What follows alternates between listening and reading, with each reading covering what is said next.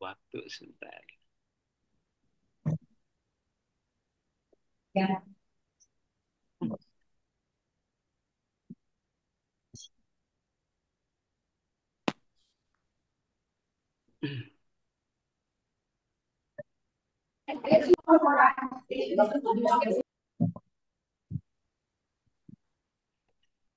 Baik, kita mulai sebentar.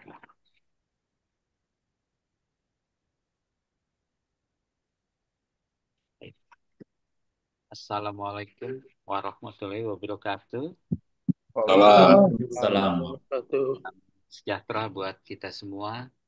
Saya mengucapkan hormat kepada sahabat senior dan para guru besar yang tidak saya sebutkan satu persatu tanpa mengurangi rasa hormat.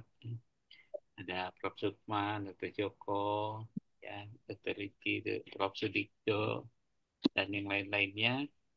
Malam ini Kang Hadi mengudara, ya, tentu ada satu Iya, didasari dengan satu tiketnya dulu baru timbangnya. didasari dengan sesuatu yang ada yang menggelisahkan hati kita semua. Main oya-oya, main oya-oya. Saya unmute dulu deh. Hah? 11 Oke, suhu. baik. Eh, di sini ada satu surat yang Coba saya di tempat tidur, dokter periksa dulu. Senter mulutnya ya. Bocor, bocor. ya, ya, Banyak. baik. Sebentar sendiri ini. Baik. Di dalam grup WA telah beredar ada surat, ya, yang ditulis oleh Dr. Rizky Adriansa, yaitu pemindah tugasan Dr. Pinkrim Basara Yanwarso, spesialis anak. Beliau keahliannya di kardiologi anak, ya, Dr. Adriansa. Dr. Rizky juga sama. Dr. Rizky ini adalah UKK kardiologi IDAI. Tentu ini mengagetkan Dr. Rizky, ya, sebagai satu teman dekat, ya, sebagai unit kerjanya. Ini adalah sesuatu yang sangat mengagetkan, ya, di mana tiba-tiba saja saya juga mendengarkan videonya sudah diklarifikasi oleh Dr. Pimpin sendiri bahwa uh, ada pemindahan dari RSCM ke Fatmawati. Ya, tentu ini juga sudah ada beredar juga video yang menyatakan bahwa permindahan ini biasa dan di sana ada pergantian, padahal yang akan pensiun itu bukan kardiologi, ya, SPJP. Nah, ini mana yang benar nanti mungkin saya memohon Dokter Rizky Adriansa bisa membuat terang ini. Sesuatu kita ada dasarnya, tetapi ini asumsi tentu selalu terbantahkan. Karena memang eh, harusnya ini memang dijelaskan. Nah, para sahabat senior, para guru besar, bahwasannya memang eh, pemindah tugasan ini tentu ini harus berdampak juga ini kepada pasien, ya. Terus bagaimana yang paling penting adalah beliau ini adalah seorang pendidik nih, Dokter Piprin ini, yang memang kalau saya dapat membaca di Indonesia anggotanya cuma sedikit, ya. Baru sedikit, tapi yang menjadi dosen pun mungkin jauh lebih sedikit lagi jumlahnya. Apakah ini sangat penting untuk sesuatu yang hal-hal yang bisa di diperuntukkan di satu center yang sangat besar, nah, seperti di RSCM itu. Nah, Fatmawati pasti di bawahnya ya.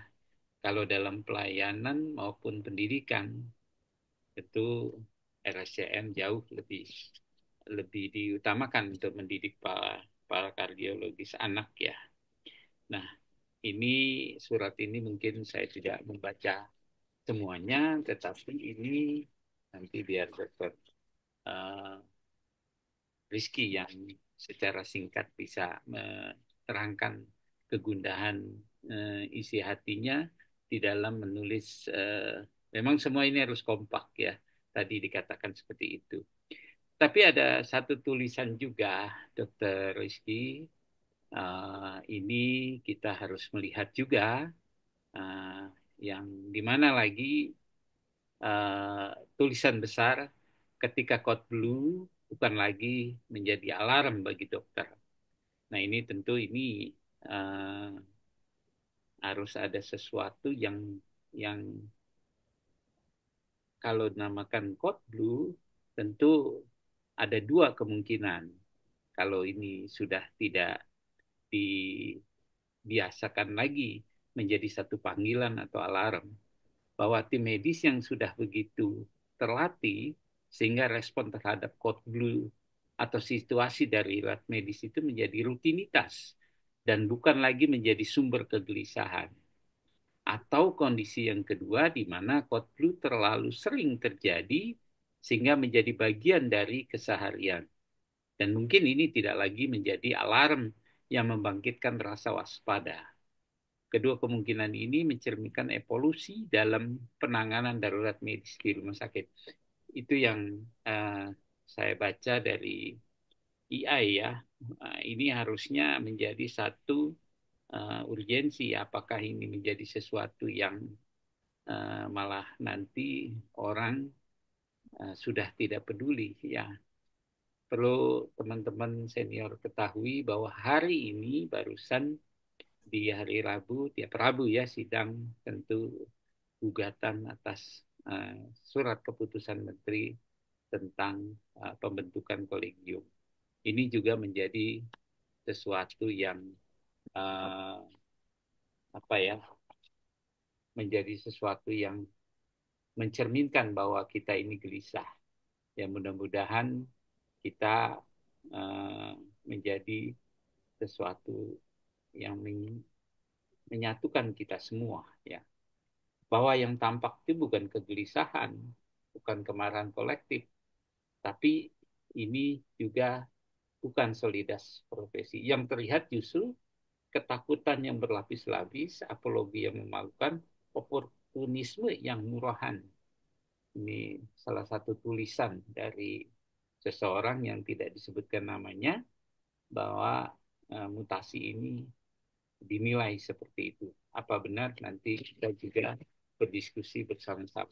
Baik, itu pengantar dari saya. Mungkin uh, saya mempersilahkan Dokter Rizky untuk memulainya. Mungkin nanti Dokter Pimpin sendiri bersedia hadir, tapi memang beliau ada di Baduy ya, Banten, daerah saya. Nah, takutnya sinyalnya yang kurang baik ya. Tapi mudah-mudahan aja Dokter Rizky bisa tolong beritahu karena ini yang hadir di channel saya ini malam-malam, walaupun malam-malam, tapi ini udah hampir 122, masih belum sehebat Porkom sih ya, tapi ini merupakan satu antusiasme kita ingin bersatu, itu aja ya pada prinsipnya.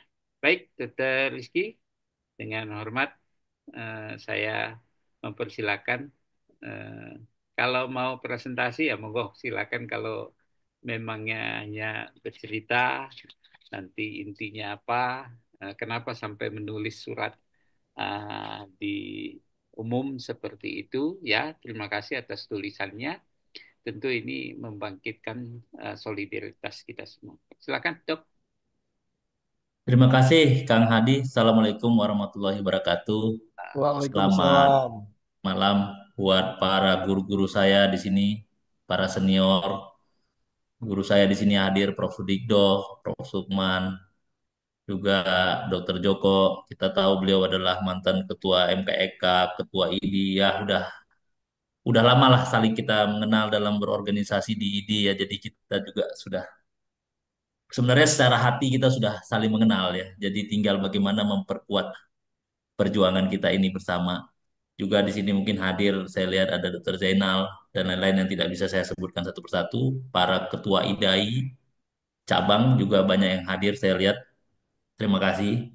Jadi saya mungkin di sini karena temanya adalah kaitannya dengan apa yang jadi testimoni saya tulis. Tentunya saya harus menjelaskan dulu latar awalnya cerita testimoni itu.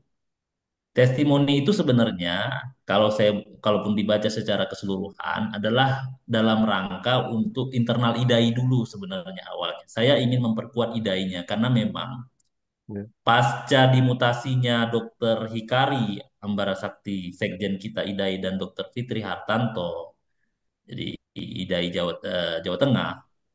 Jadi ada semacam public of fear di internal kita itu ada kecemasan yang luar biasa. Walaupun kita masih solid dalam hal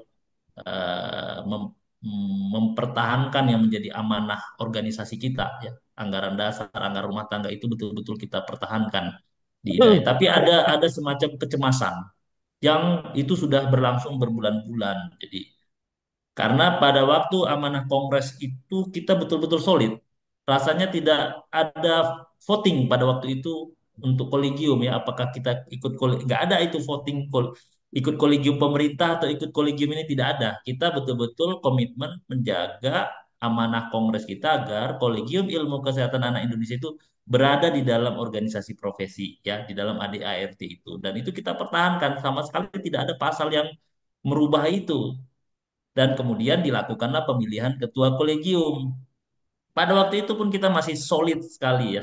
Saya rasa pada waktu itu pemilihan ketua IDAI-nya betul-betul aklamasi. Jadi Dr. Piprim itu terpilih tidak ada voting. Jadi didukung 100% seluruh IDAI cabang di seluruh Indonesia itu mendukung Dr. Piprim secara aklamasi. Pemilihan kolegium pada waktu itu memang ada calon lain. Nah, calon lain itulah yang sekarang menjadi ketua kolegiumnya versi Kementerian Kesehatan, mantan ketua kolegium kita. Sebelum pemilihan saya sudah mengingatkan beliau, Dok, ini harus kita selesaikan dulu di organisasi profesi. Tapi waktu itu beliau jawab begini sama saya. Beliau bilang, nanti kalau ketua kolegiumnya yang ini oleh Kemenkes ini terpilih orang lain, bagaimana yang tidak mengerti pendidikan? Saya jawab pada waktu itu kan nanti belum tentu legitimate, saya bilang.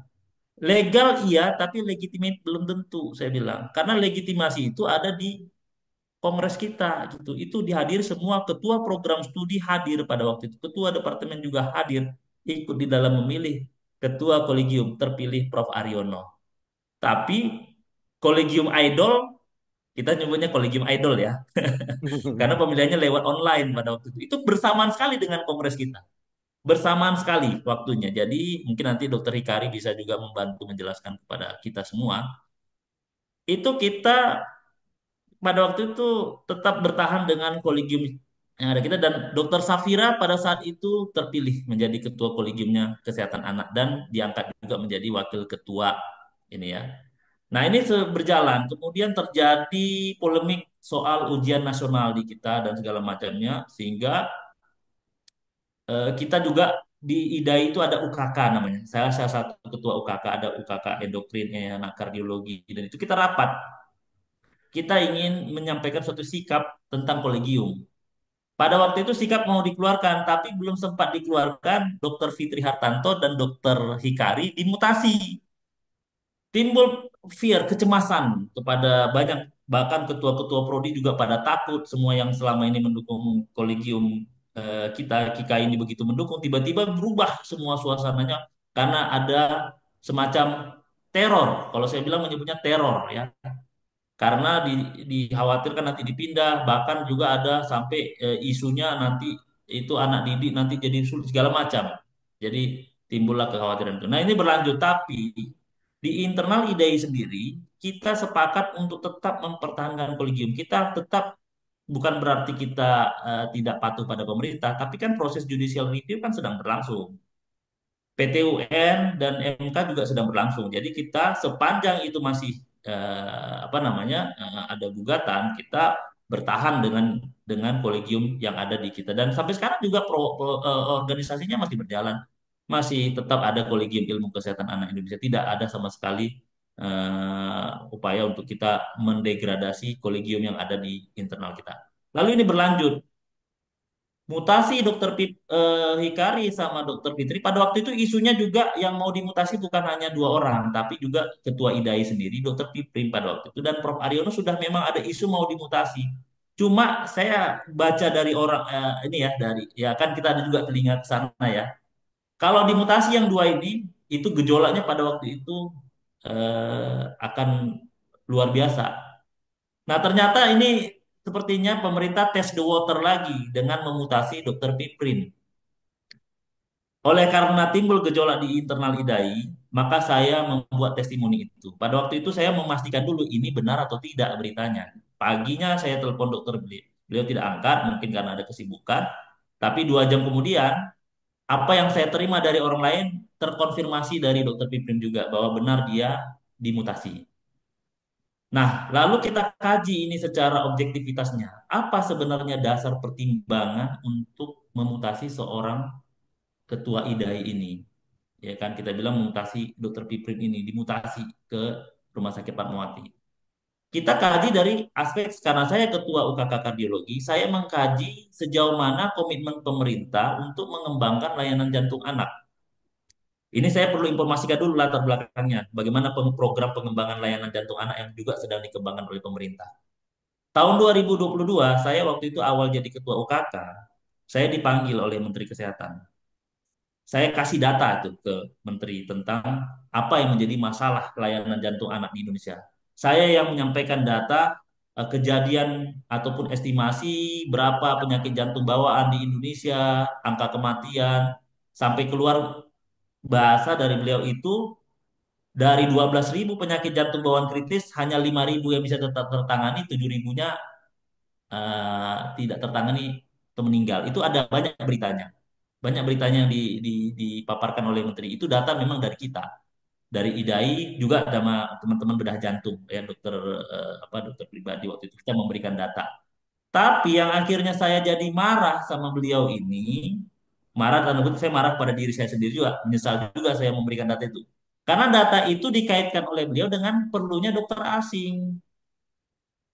Kalau itu ada beritanya deh, cari itu pasti ada beritanya tentang bagaimana menghubungkan antara banyaknya penyakit jantung bawaan, kurangnya dokter jantung anak di Indonesia, lalu solusinya dokter asing. Padahal pada waktu kita diskusi sama Menteri Kesehatan pada waktu itu, nggak ada cerita tentang dokter asingnya. Kita cerita tentang bagaimana memperbaiki layanan mulai dari fasilitas kesehatan primer, di puskesmas-puskesmas apa yang harus dibuat di daerah-daerah. Oh, daerah-daerah Pak, saya bilang Pak, ini di daerah-daerah perlu alat pulse oximeter untuk neonatus. Beliau sepakat, oke kita adakan semua puskesmas, dibeli semua puskesmas untuk alat pulse oximeter. Tenaganya perlu dilatih juga Pak. Oke, kita latih tenaganya, bidan perawat kita latih.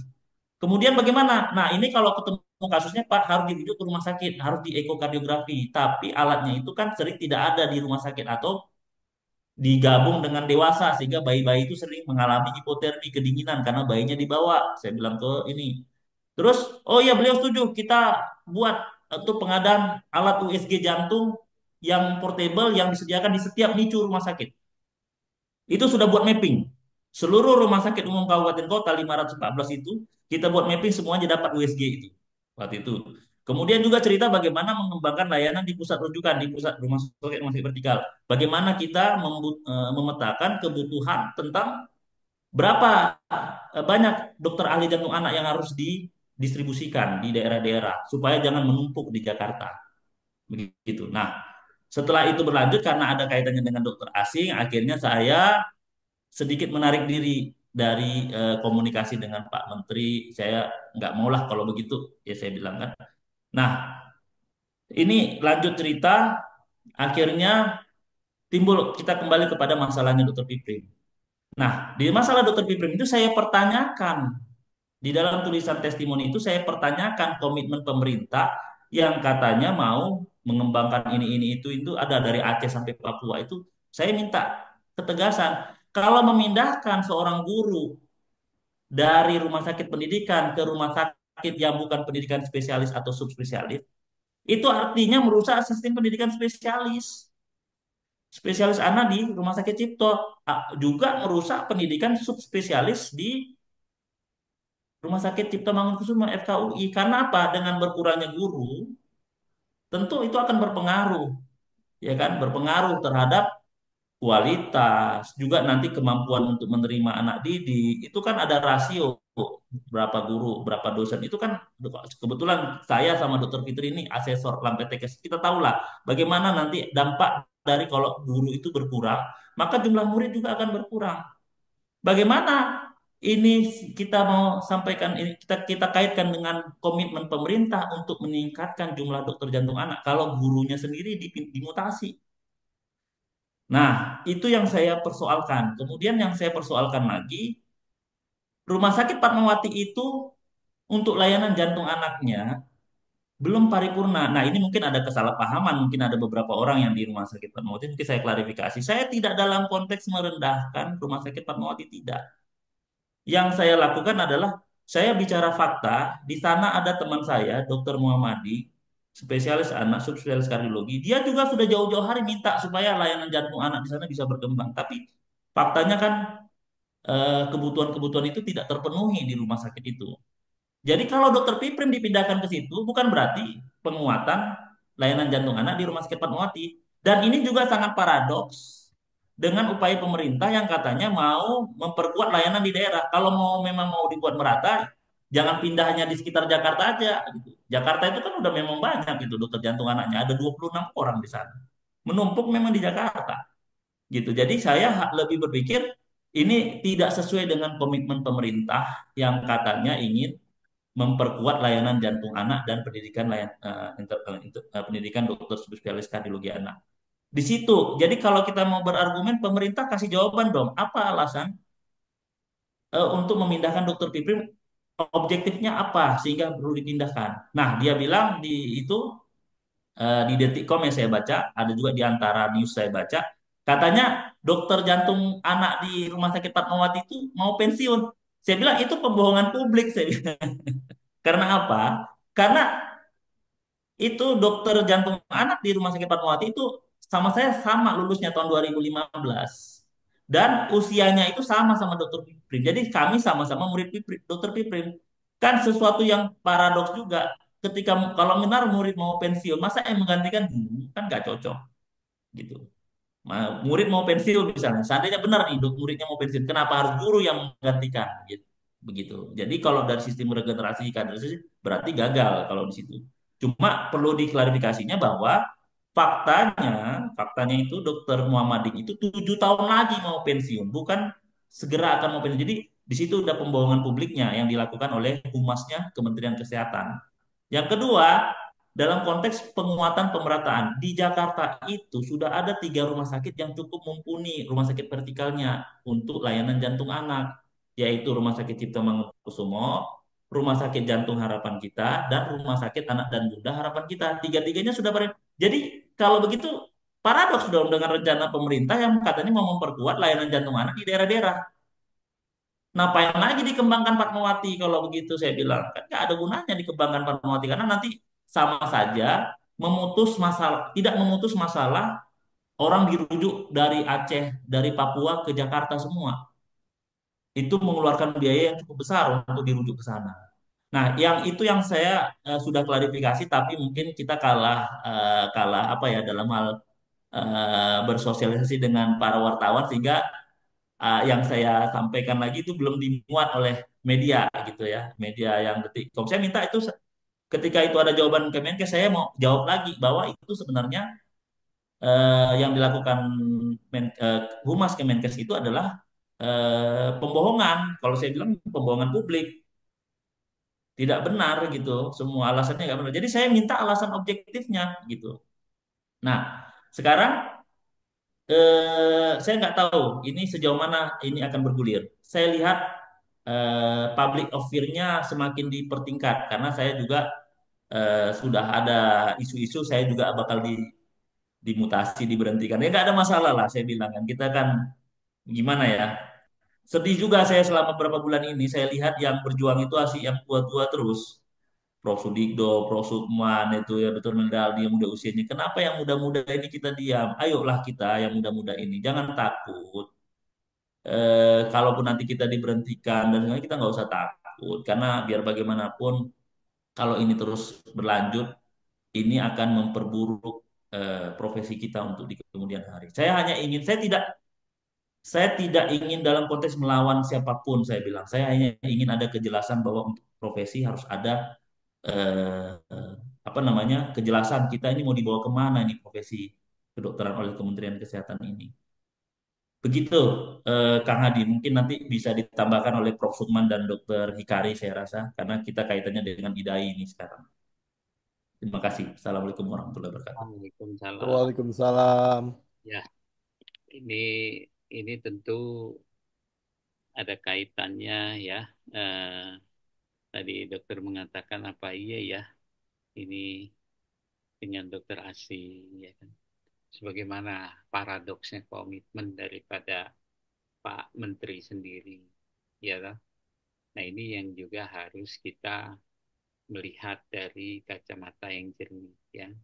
Karena memang ini yang boleh dibilang uh, di persidangan pun ya saya bongkar aja ya bahwa ini selalu ditanyakan itu oleh majelis hakim bagaimana kolegium yang baru ini sesuatu yang perbedaan dengan yang lama ya dan susah-susah mendirikan lagi kolegium ternyata memang ahli daripada pemerintah ya menjawabnya uh, kita bisa dengar dari di persidangan di channel saya juga banyak ya. Baik, mungkin kita mulai dulu dari Prof. Sukman nih ya. Prof. Sukman, bisa mendengar suara saya, Prof? Izin, Prof. Ya, Ya, bagaimana? em, Ya, malam. ya sebetulnya saya kalau bicara ini udah speechless saya. Eh, jadi jelas alasan untuk mutasi Dr. Piprim ini merupakan satu pembenaran aja bahwa alasannya untuk pemerataan pelayanan, ya. Pemerataan. Bukan demikian sebetulnya. Itu pembenaran, bukan kebenaran. Jadi sayang sekali sebetulnya. Dan Dr. Piprim ini barangkali memang tidak terlepas dari sikap dari IDAI, ya. Sikap dari IDAI terhadap eksistensi kolegium yang baru, karena kolegium yang lama itu kan masih tetap ada. Ya. Masih tetap ada, bahkan kalau tidak salah pendanaan dan sebagainya itu masih meminta ke kolegium lama ya. Saya kira ini satu hal yang sangat menarik untuk diperhatikan. Eh, Prosedur yang dilakukan oleh kementerian itu, saya kira sangat salah ya, dalam pemindahan mutasi seorang pegawai negeri sipil itu atau ASN itu biasa ya, biasa, satu hal yang biasa. Pegawai negeri atau pegawai swasta itu mutasi ada. Tapi harusnya mempunyai suatu alasan yang kuat sekali. Ya. Ini sama sekali tidak beralasan. Katanya untuk pemerataan pelayanan. Pemerataan pelayanan ya mestinya dipindahnya ke Sulawesi, barangkali ke Kalimantan Tengah sana, bukan ke Jakarta gitu. Nah ini yang alasan-alasan yang sebetulnya tidak bisa diterima secara akal sehat ya. Jadi eh, mungkin perlu tanya sama Rocky Gerung di akal sehatnya gimana. Jadi jadi ini sayang sekali dan ini yang kedua ya. Saya khawatir ada yang ketiga nanti. Yang Yang ketiga, pertama, ya, yang ketiga ini sudah Yang, Yang ketiga sudah, Prof. oh, yang Dokter enggak Piprim dokter yang anak maksud ketiga. saya. Hah? Ya, Oh, yang dokter. 3 orang. Iya, iya, iya. Yang di Semarang satu ya. Oke, Ya, oke. Iya. Nah, ini yang kita tidak tahu persis. Apakah ini hanya untuk membungkam suara dari teman-teman ini, ya, supaya tidak banyak protes, ya. Kita sangat sayangkan. Jadi saya kira karena ini melanggar peraturan, saya kira caranya ya tentu dengan proses protes hukum juga, saya kira. Seperti apa yang kita lakukan terhadap yang dilakukan di PT UN, sama sekarang kan ada di MK juga. Ya. Kebetulan saya terlibat di sana. Jadi yang di MK itu sekarang masih berproses, ya. Saya baru berapa hari yang lalu jadi saksi ahli, apa namanya, si ahli, dan mungkin dalam awal bulan Mei nanti akan ada lagi. Jadi saya mempunyai saran, saya kira hmm, Dokter Piprim tidak usah menyerah, ya. Kalau perlu kita harus lawan dengan apa namanya, sorry, eh, melalui proses pengadilan. Untuk musyawarah atau untuk ini saya kira udah jauh lah, ya. Atau kalau kalau perlu ya menghadap sendiri. Kalau menteri nggak mau apa namanya menerima, ya ngadap ke presiden sekalian gitu loh. Jadi karena SK itu kan bukan menteri kesehatan yang menandatangani, itu dirjennya ya, kalau nggak salah ya, Rizky ya. Ya, Dirjen, Dirjen. Ya. Pak Jadi Agar Jaya. tulisan Rizky memang sangat tajam, dan saya heran kemarin waktu saya sidang di PT UN, tiba-tiba tulisan Rizky itu udah beredar itu.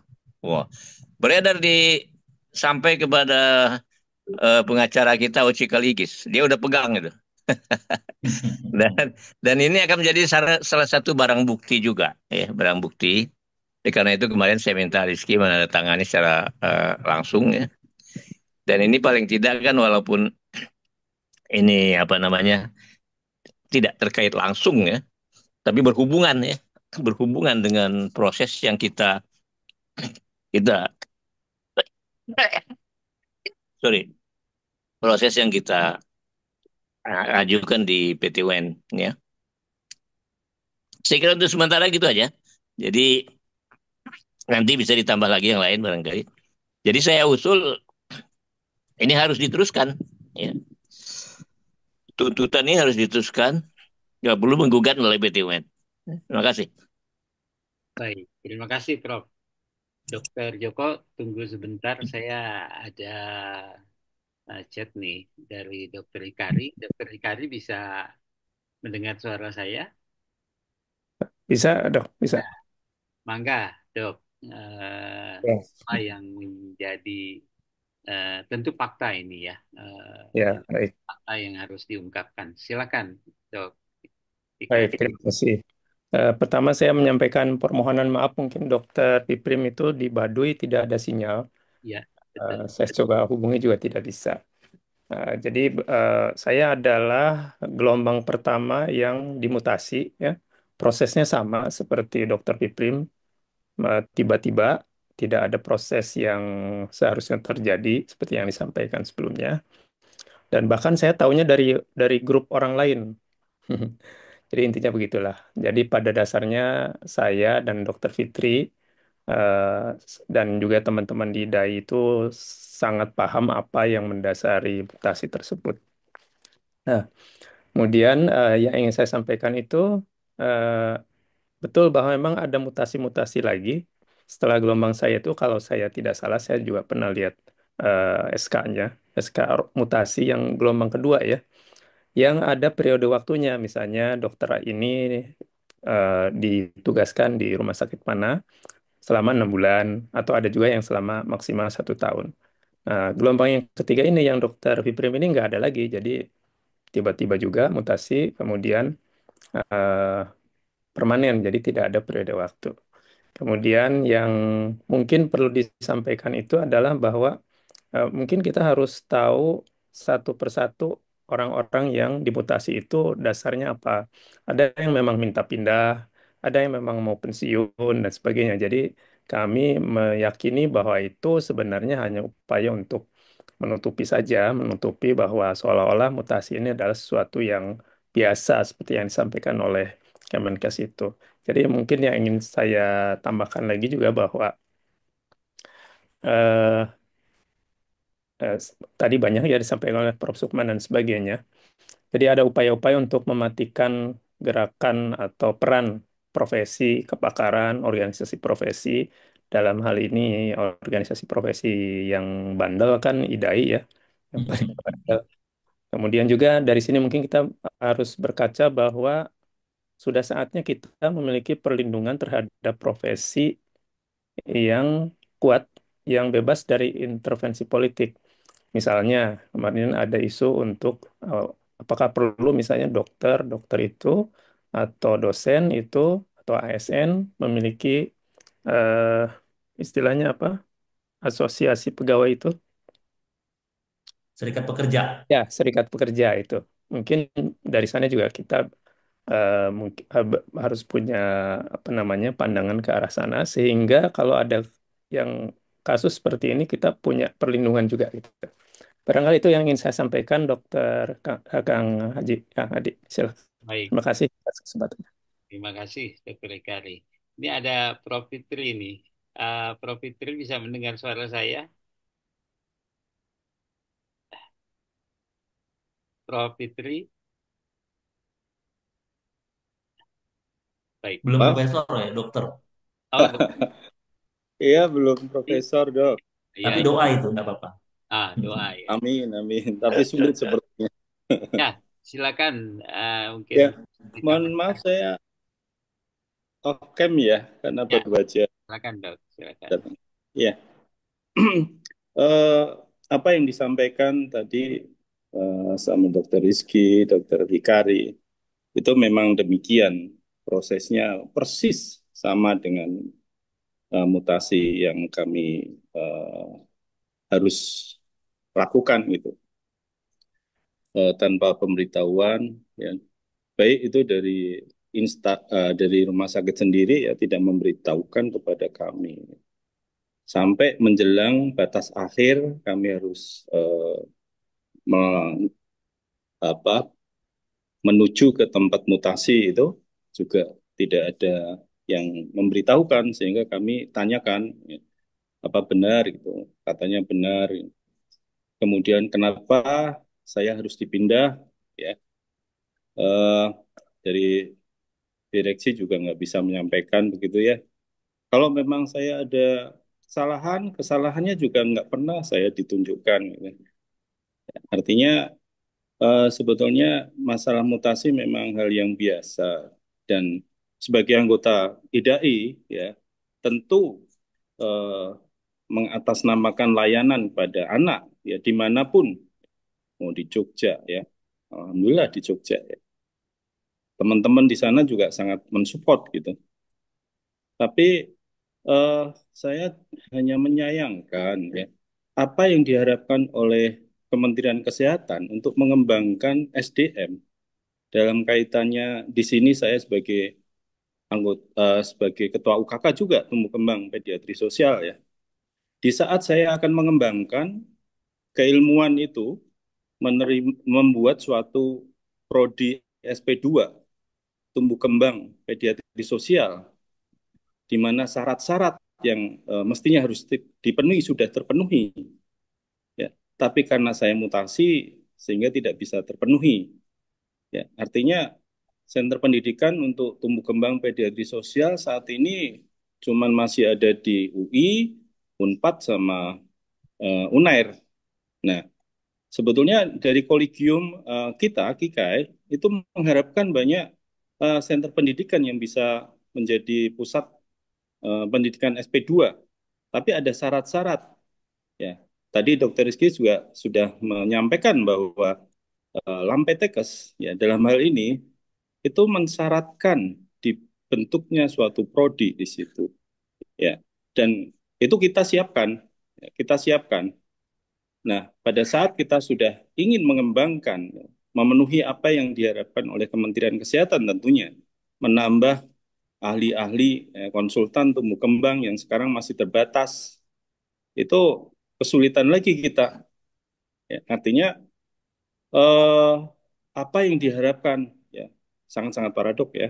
Ya diharapkan Kementerian Kesehatan untuk bisa mengembangkan ya, anak-anak bangsa Indonesia sendiri, bukan ahli asing untuk bisa lebih banyak eh, menjadi konsultan-konsultan itu menjadi eh, terlambat lagi. Ya. Nah, alasan apapun, kalau untuk saya, kenapa saya dipindah, saya masih belum bisa menerima. Artinya dari rumah sakit di mana saya awalnya ya hampir 20 tahun ini kerja, saya tanya kenapa saya dimutasi, tidak ada jawaban karena hanya perintah, ya SK-nya sudah turun, dan ketika saya menuju ke sana, saya tanyakan kenapa saya harus ke sini, dari direksi sana juga tidak bisa menjawab, ya karena SK-nya sudah turun, ya artinya dari rumah sakit yang eh, saya berada saja sebetulnya untuk eh, dokter spesialis anak konsultan tumbuh kembang hanya saya. Kalau itu eh, alasannya pemerataan, padahal di Jogja sudah ada 3 konsultan di situ. Nah, saya jadi awalnya nggak enak sama teman-teman di sana. Ya, apakah saya bisa diterima? Ya, tapi alhamdulillah karena anggota IDAI sangat support, ya, saya diterima baik di sana dan tentu saja pelayanan kesehatan anak saya berusaha untuk membantu ya apa yang harus saya lakukan di sana. Ya, eh, saya kira itu saja tambahan dari saya. Eh, mungkin teman-teman yang lain akan bisa menambahkan. Matur suwun. Ya, matur suwun. Ya, mungkin nanti yang kita minta ke Pak Joko dengan Prof. Jainal. Tapi ini mungkin ada teman-teman IDAI ada lagi yang ingin menyampaikan, silakan. Saya sudah unmute apa? Sudah unmute semua. Silakan. Ada nggak Dokter Rizky nih, teman-teman yang bisa memberikan tambah pengayaan ini? Ada nggak? Kalau nggak ada nanti Masih kita menyimak. ya masih menyimak. Nah, ini saya minta Dokter Joko dulu nih. Tentu nanti Bukan karena takut ada gelombang keempat ya. Gelombangnya jalan terus tuh, Dokter Fitri. ya ya ya ya. Ini ada juga yang bilang kenapa nggak yang di reshuffle itu main case-nya sekalian gitu lah ya. Oke, nanti kita Sabar, ya sabar. kita bersabar dahulu ya. Eh, Sabar, sabar. Udah ada dalam list, itu udah ada dalam list.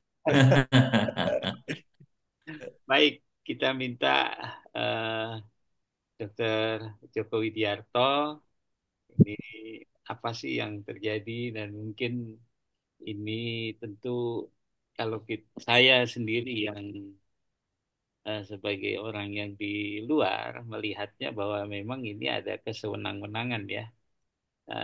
Nanti saya lupa pasal-pasalnya Dokter Pimprim juga udah Pimprim juga udah pernah mengatakan bahwa pemindahan ASN itu tentu ada rule-nya nih. Mungkin Pak Joko bisa memberikan masukan juga. Silakan, Dr. Joko. Ya, Kang. Makasih banyak, Kang. Ya, Assalamualaikum warahmatullahi wabarakatuh. Waalaikumsalam. Nah, Salam, selamat malam. Salam sehat untuk kita semua dan yang penting ini salam waras bagi kita semua. ya, ya. Para guru besar, para senior, sejawat sekalian yang saya hormati, izinkan saya sebagai salah satu anggota organisasi menyampaikan apa yang ada dalam hati saya. Yang pertama, saya sungguh sangat prihatin atas apa yang terjadi pada para sejawat saya, Dr. Ikari, Dr. Fitri, dan juga Dr. Piprin, atas musibah, ya, hadiah lah ya, kalau hadiah yang diberikan oleh Menteri Kesehatan, dalam hal ini oleh SK-nya oleh Dirjen. Waktunya adalah di berapa kamu itu sudah Ya, mohon maaf. Saya sudah mendengar banyak tadi apa yang disampaikan oleh Dr. Rizky, Prof. Sukma, dan juga Dr. Ikari tentang latar belakang secara itu kan membuat kebutuhan beliau teknis, medis, tentang latar belakangnya dan sebagainya. Mungkin saya melihat dari sudut pandang yang lain nih, Kang Adi. Ya. Saya melihat dari sisi organisasi dan izinkan saya sedikit dari sisi regulasi nanti. Yang pertama dari sisi organisasi, saya ingin menyampaikan kepada kita semua kembali ke bahwa undang-undang sebagai dasar yang lama kita bahas tidak. Ya, ya. sebagai sebuah organisasi kita punya anggaran dasar dan anggaran rumah tangga. Kalau kita menilik pada anggaran dasar ID, khususnya di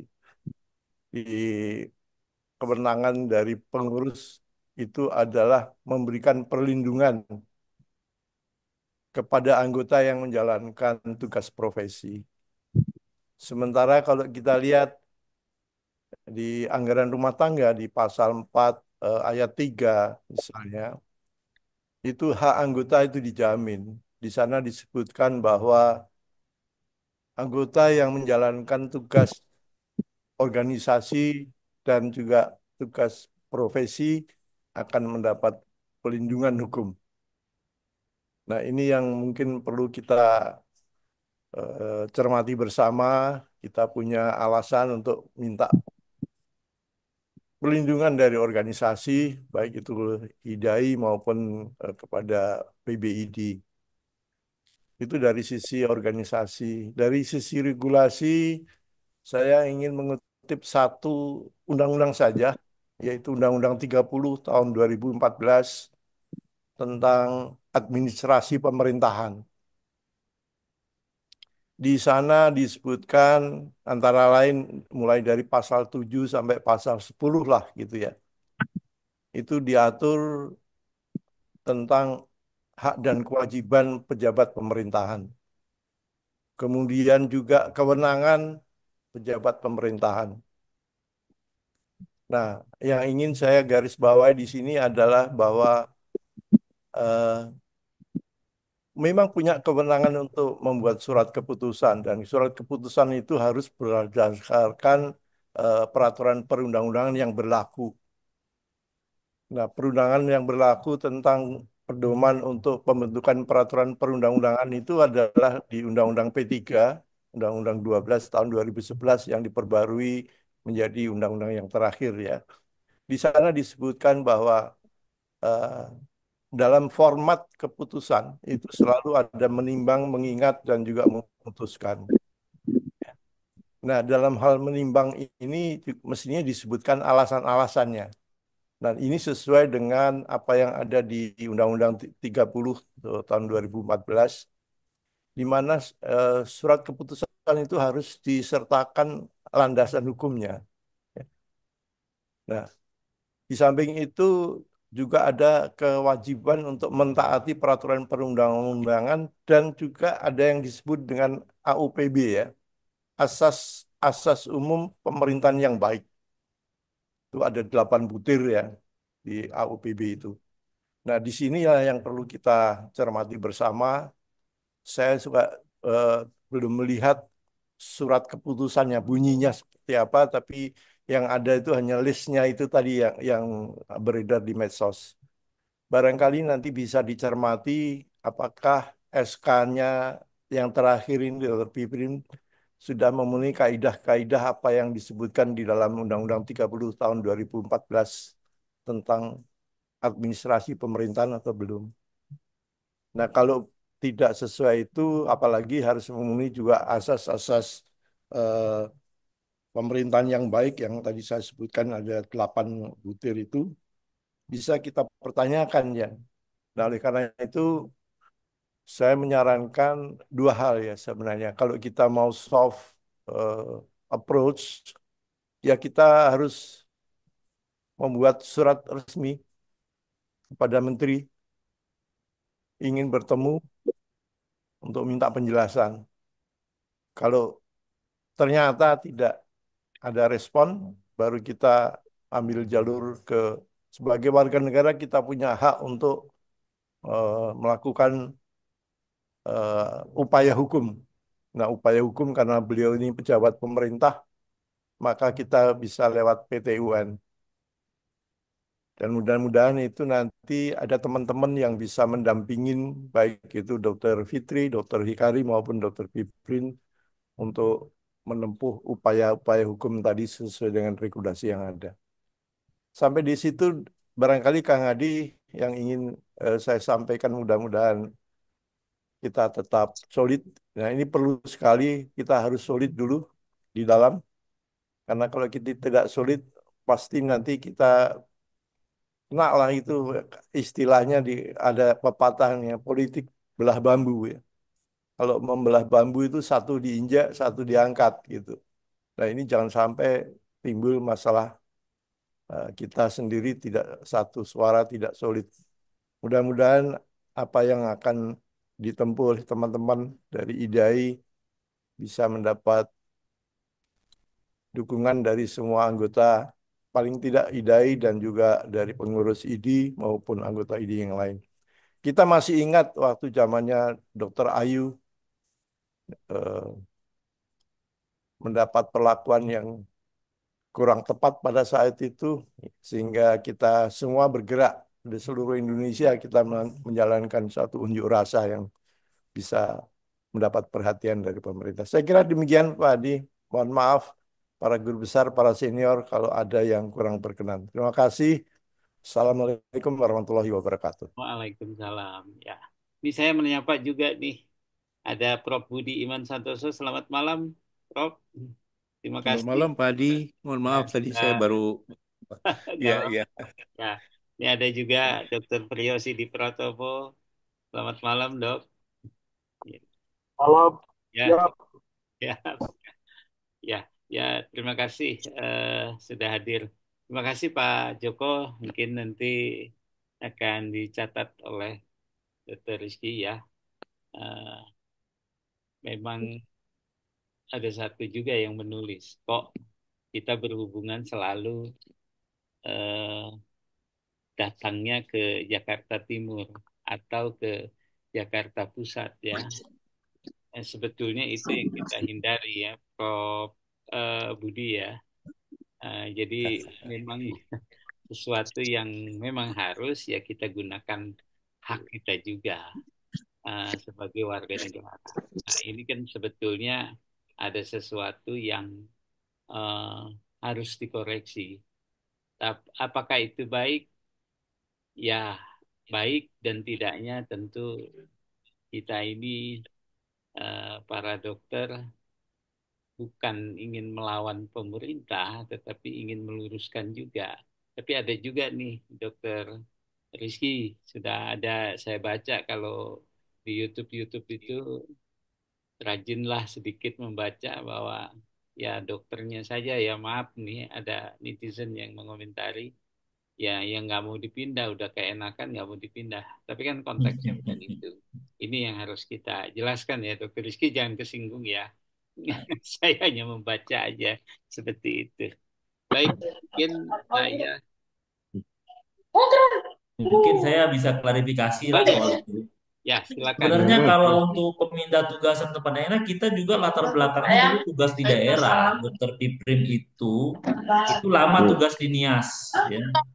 Iya. Rata-rata kita kalau yang masih dapat minimal program apa dulu PTT ya, pegawai tidak tetap.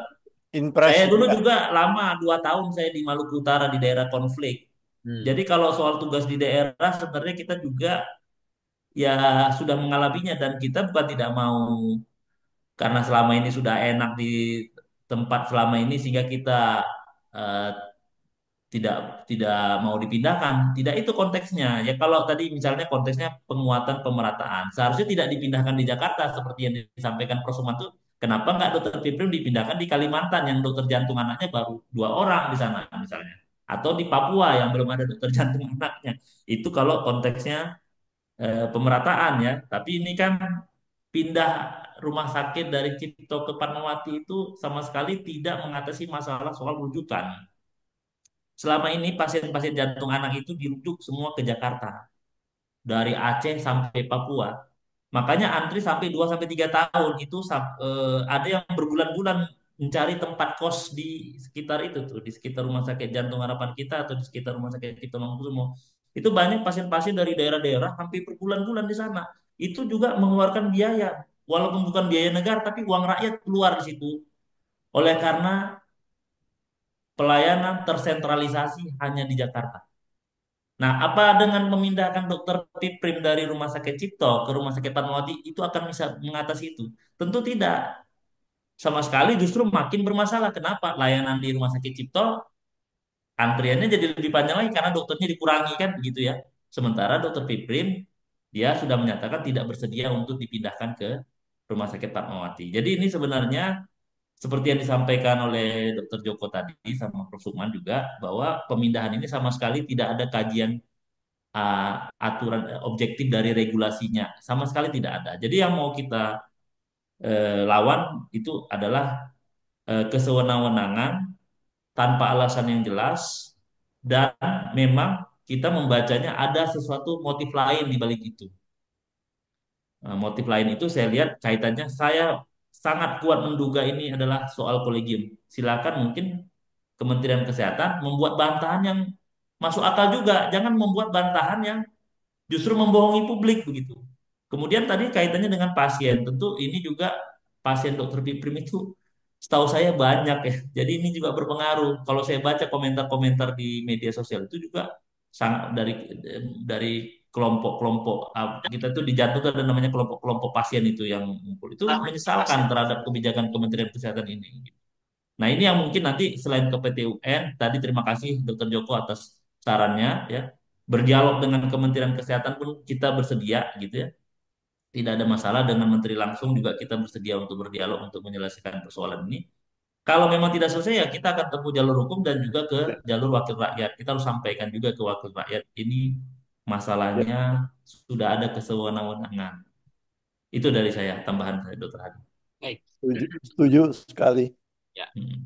Sekarang zaman digital ya, kita sudah bisa melihat apa yang diperbuat ya kemarin mungkin beberapa waktu sebelumnya, mungkin 1 hari sebelumnya itu udah ada juga di mana Pak Menkes berdialog dengan Komisi 9. Ya, ya tentu ini masalah PPDS juga yang juga memang ya dibilang ini pasti ada hubungannya juga ya.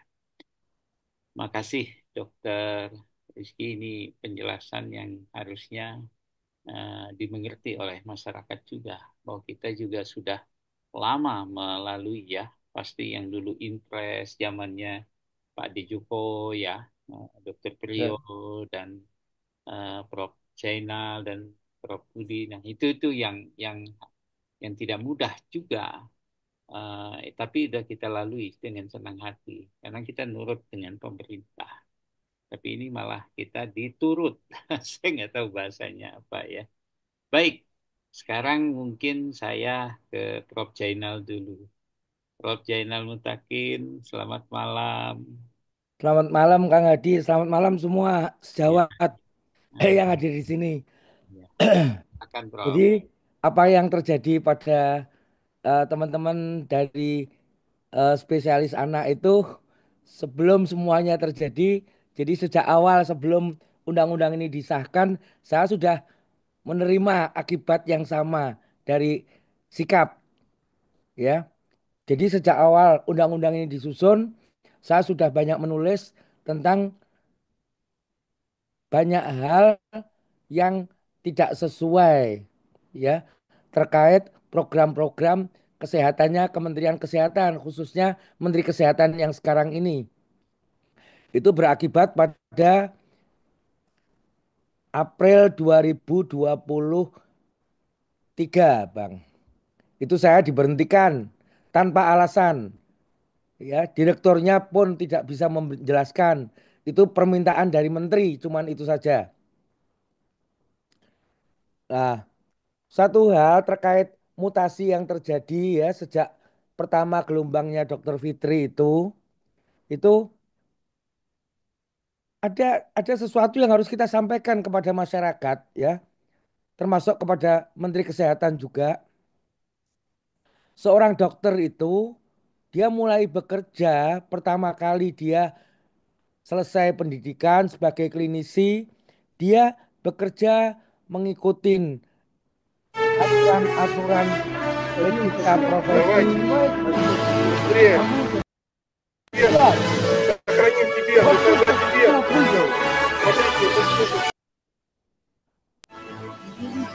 Apa ini Bang? Sepertinya dihack ya. Dihack ya. Jadi seorang dokter itu rusak sekali ini. Sepertinya dihack. Ya.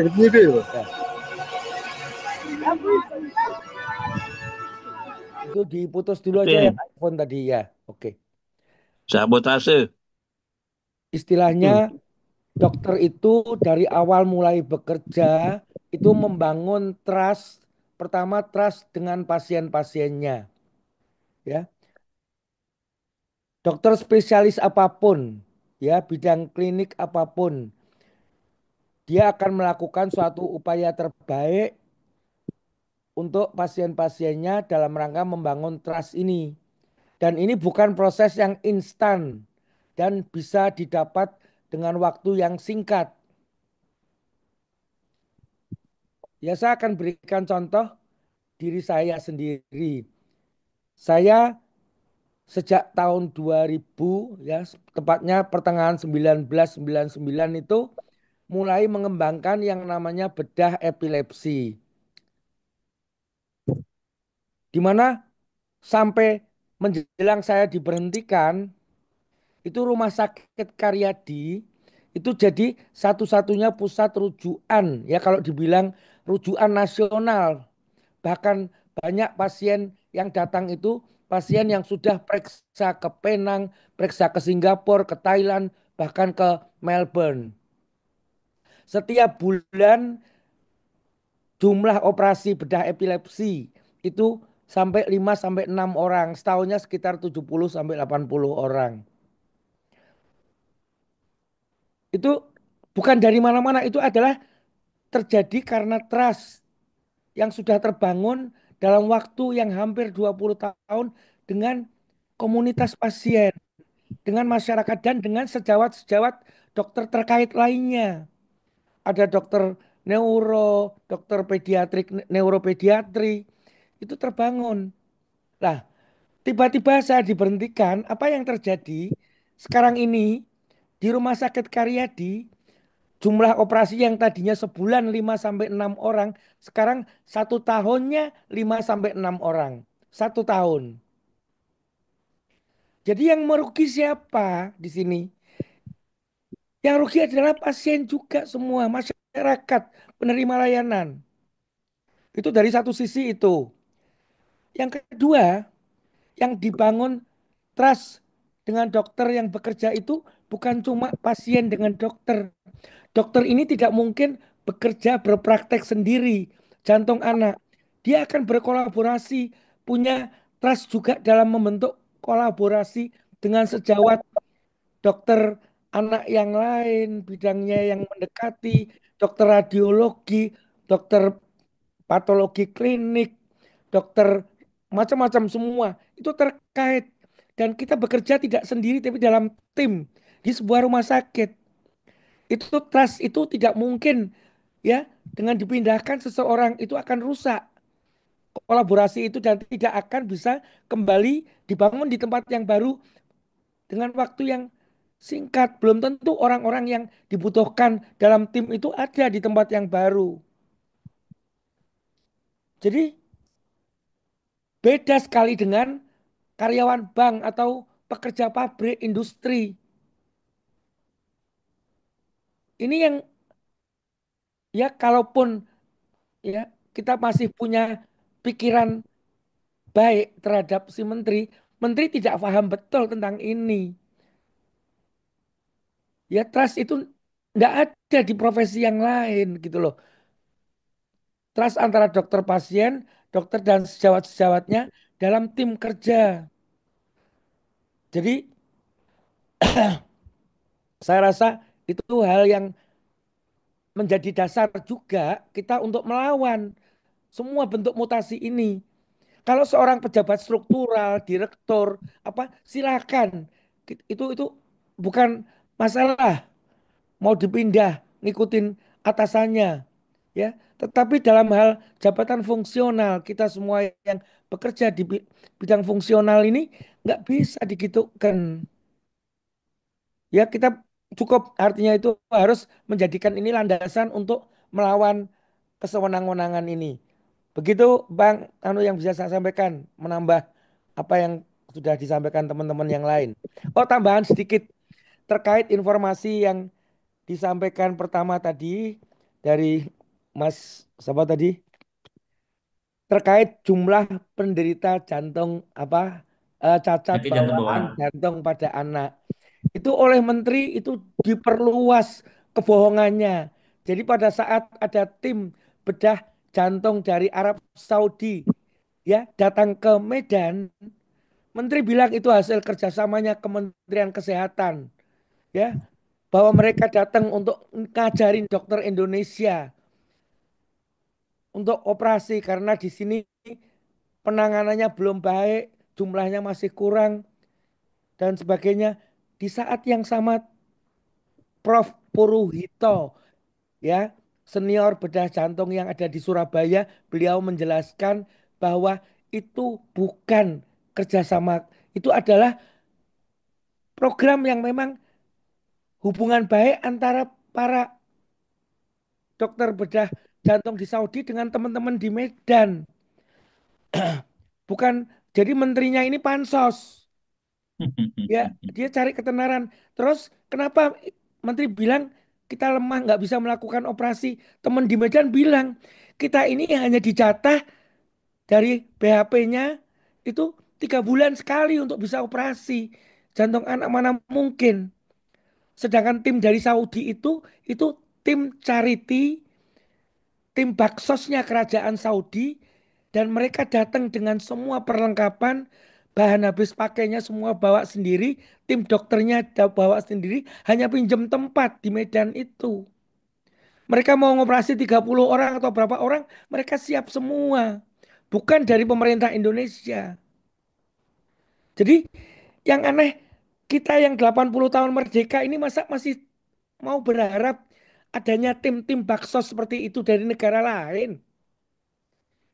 Hmm. Jadi dia menjelekkan orang Indonesia dan menunjukkan bahwa memanfaatkan apa yang terjadi di Medan ya beberapa bulan lalu teman ingat semuanya operasi bedah jantung anak itu menterinya selain dia pansos dia memanipulasi informasi banyak sekali kebohongan yang terjadi di situ. Jadi kebohongan itu ya memang kehidupan sehari-hari Menteri Kesehatan kita itu ya tidak bisa dipisahkan menteri ini kebohongan. Itu saja tambahannya. Makasih. Assalamualaikum. Waalaikumsalam. Waalaikumsalam. Ya, ini Prof. Zainal, terima kasih. Saya juga sekaligus meminta maaf ya atas ketidaknyamanan. Biasa itu di dalam satu diskusi yang lagi hot tentu eh, buzzer juga ada ya. Ya ini Buzzer juga mendengar nih, buzzer. apa ya. Mohon maaf aja saya sebagai anu apa host ya. Baik, ini kita mau mendengar dulu nih dari Prof. Budi Iman Santoso nih. Prof, selamat malam, Prof. Selamat malam, Pak Hadi. Selamat malam, teman-teman. Oleh Guru Besar. Assalamualaikum warahmatullahi wabarakatuh. Tentu saja Waalaikumsalam. saya dengan hati yang juga ini juga ya ikut prihatin dengan perlakuan seperti itu. Ya, mungkin mungkin saya juga tidak terima ya kalau saya barangkali diperlakukan seperti itu. Tapi barangkali ada beberapa eh, pendapat, barangkali usulan-usulan yang mohon bisa dipertimbangkan. Tentu saja dari aspek karena ini kita mesti kompak nih anak udah seperti ini, kebidanan juga Mudah-mudahan nanti kita lihat di PT UN besok ini. Tentu saja kalau itu berhasil ini akan membuat efek domino ya karena saya juga eh, apa untungnya ini udah tua jadi eh, apa barangkali mereka nganggap udah tua apa udah tidak laskar tidak ini ya tidak berguna begitu ya. Eh, saya barangkali melihat eh, usul tentu saja posisi legal dari teman-teman dan administrasi dokter itu juga perlu. Jadi mohon barangkali nanti teman-teman bisa apa SK-SK yang ada, dokumen-dokumen yang ada, ya rekam jejak kinerja itu tentu saja itu perlu di apa perlu dikumpulkan begitu ya. Tentu saja kalau dipindahkan tadi ada keluhan dari teman-teman yang tanpa alasan yang kurang bisa eh, tidak masuk akal begitu ya. Tentu saja ada peluang untuk mengajukan keberatan administratif yang secara tertulis di dalam 21 hari kerja ya sesuai Undang-Undang Administrasi Pemerintahan. Kalau tidak salah itu Undang-Undang Nomor 30 tahun 2014. Kalau ini nggak bisa mungkin ajukan ke PT UN seperti kami Doktara itu mengajukan ke PT UN. Ya, ini saya kira tentu saja payung organisasi profesi ini tetap sangat kuat. Ya, ada ID, ada kolegium karena dalam P2N kemarin juga disebut kolegium ini mau nggak mau sekarang itu menjadi ada dua kolegium. Ya, karena nggak bisa sepihak kolegium yang apa sudah kita jalani ini bisa dibekukan, nggak ada kekuatan yang bisa membekukan seperti itu. Jadi payung organisasi tentu saja perlu digalakkan. Dan tentu saja organisasi profesi tentu saja menggunakan mekanisme perlindungan etik nih terhadap anggotanya dari tekanan kekuasaan. Nah, yang paling penting adalah tentu saja eh, kita mengalihkan perhatian dari serangan ke narasi positif. Jadi barangkali teman-teman yang seperti Dokter Piprim gitu ya, ubah dari dokter yang melawan menjadi dokter yang membela keselamatan pasien dan keadilan dari sistem kesehatan. Tentu saja beliau juga tentu saja bisa mempublikasikan kontribusi kepakaran dokter yang dizalimi itu agar masyarakat memang melihat mereka itu betul-betul pejuang kemanusiaan, bukan pembangkang. Jadi saya kira narasi publik ini bisa menjadi pelindung moral yang lebih kuat dari surat keputusan itu sendiri. Tentu saja bangun aliansi strategis tadi apa dengan tokoh-tokoh masyarakat, ya kemudian juga perlindungan identitas dan keamanan pribadi itu juga sangat penting dan konsolidasi internal kekuatan mental ini yang kita berat ini ya saya sendiri juga di DGB sendiri di FKUI sendiri itu juga agak miris ya karena apa Menkes itu konsolidasi atau solidaritas kita semua begitu tentu saja kita juga melihat bahwa sebagai eh, ya termasuk udah termasuk yang sudah eh, apa termasuk sudah ditua begitu ya bahwa kebenaran itu tidak selalu dimenangkan oleh yang bersuara yang keras tetapi oleh mereka yang bertahan paling lama jadi paling tidak kita harus bisa apa resilience ya bertahan jadi dokter itu adalah kita harus yakini adalah penjaga kehidupan. Ya, jika seorang penjaga diusir karena memunyikan alam bahaya, maka sejarah akan mencatat bukan hanya keberaniannya, tapi juga diamnya yang lain. Jadi saya punya keyakinan, makanya saya bukan tipe orang yang pemberontak dan sebagainya, tapi melihat kemarin Menkes seperti itu, tentu saja saya juga dengan teman-teman itu ada 12 orang termasuk Pak Prof. Zainal itu juga membentuk yang disebut Doktara itu bagaimana kita mempeteunkan Menteri Kesehatan dan tentu saja bukan personalnya tapi tindakannya itulah yang salah menurut kami ya eh, yang tentu saja harus diluruskan dan ini tentu saja kita dengan adanya begini nanti menjadi bola salju yang bergulir semua mudah-mudahan nanti makin besar dan saya kira masyarakat akan melihat bahwa apa yang dikerjakan oleh dokter itu adalah bukan mementingkan dirinya sendiri, tapi memang untuk pro rakyat. Gitu Pak Hadi. Terima kasih teman-teman semua. Assalamualaikum warahmatullahi wabarakatuh. Malam, Prof. Terima kasih, Prof. Ya, Mungkin saya agak perkenalkan juga ini Kang Hadi. Ya. Kebetulan hadir juga Prof. Aryono Hendarto, ini Ketua Kolegium Ilmu Kesehatan Anak Indonesia, yang beliau terpilih sebagai Ketua Kolegium waktu kita kongres di Semarang. Nah, saya mungkin bisa disapa kali. Ya, sebentar. Selamat malam, Prof. Aryono. Selamat malam, Kang Hadi.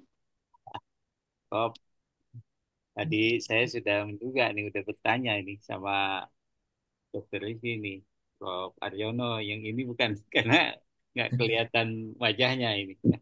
Silakan, Prof. Nih nanti masih saya minta dari masyarakat juga nih, Bu Adriati, dengan kalau nggak mendengar suara Dokter Priyo kayaknya belum sah juga ini. Silakan, Prof. Prof. Iya, terima kasih Kang Hadi yang saya hormati, Mas sejawat sekalian yang hadir pada forum ini. Saya rasa sudah banyak yang disampaikan oleh teman-teman sejawat sebelumnya. Saya hanya ingin kembali menyatakan bahwa apa yang terjadi pada Dr. Piprim terlalu kasat mata kalau untuk saya. Bahwa ini adalah dasarnya adalah aspek politis ya.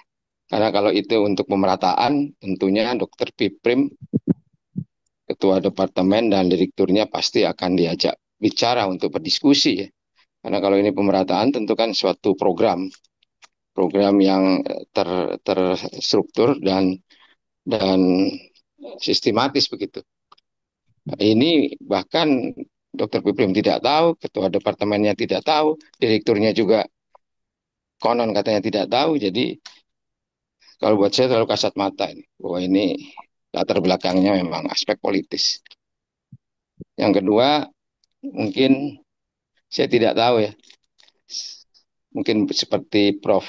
Zainal karena sudah lama ya mengalami kejadian-kejadian seperti ini, lebih paham ya apa yang harus dikerjakan. Tapi kalau menurut saya kok diplomasi tidak akan mendatangkan hasil ya terkait kasus ini,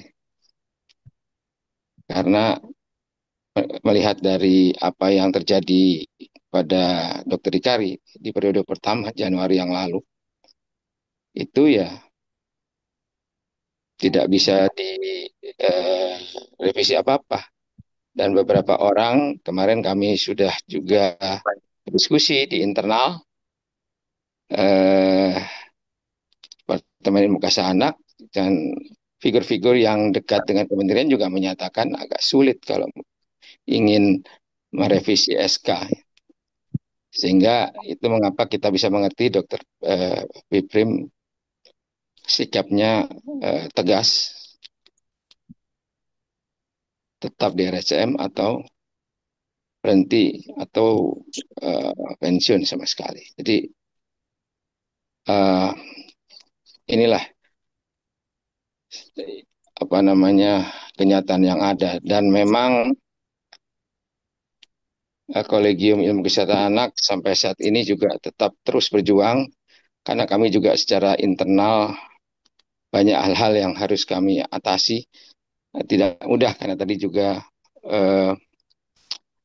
baik Prof. Jainal maupun Prof. Budi sudah menyatakan soliditas itu tampaknya pada era sekarang ini barang yang mahal gitu ya. Sulit sekali. Padahal kalau kita solid itu akan memudahkan perjuangan. Jadi ya inilah kenyataan yang kami harus hadapi. Tapi kejadian ini semoga membuat IDAI, baik pengurus pusat maupun kolegium, menjadi tetap kuat, tegar, dan semakin solid. Karena buat kami di IDAI, yang namanya organisasi profesi ya dua mata uang yang menjadi satu, yaitu perhimpunan dan kolegium yang tidak bisa dipisahkan dengan alasan apapun. Mungkin itu yang bisa saya sampaikan, Kang Hadi. Terima kasih. Assalamualaikum warahmatullahi wabarakatuh. Ya, Waalaikumsalam. terima kasih. Assalamualaikum warahmatullahi wabarakatuh.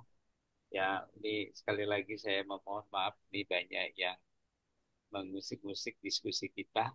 Ya, mungkin nanti Dr. Rizky kalau ini minta bantuannya untuk di remove ya, Dok, izin. Baik. Ya, nanti kalau ada saya remove. Memang ini susah dihindari kalau Ya. di rapat kita ini pun ada ini ya, ada penyusup. Ya, ya, ya. Karena ini sebetulnya kita ingin mengungkapkan kebenaran ya. Baik, saya ingin mendengar nih dari suara masyarakat ya yang non kesehatan. Ini saya punya sahabat nih kalau masih bisa ini.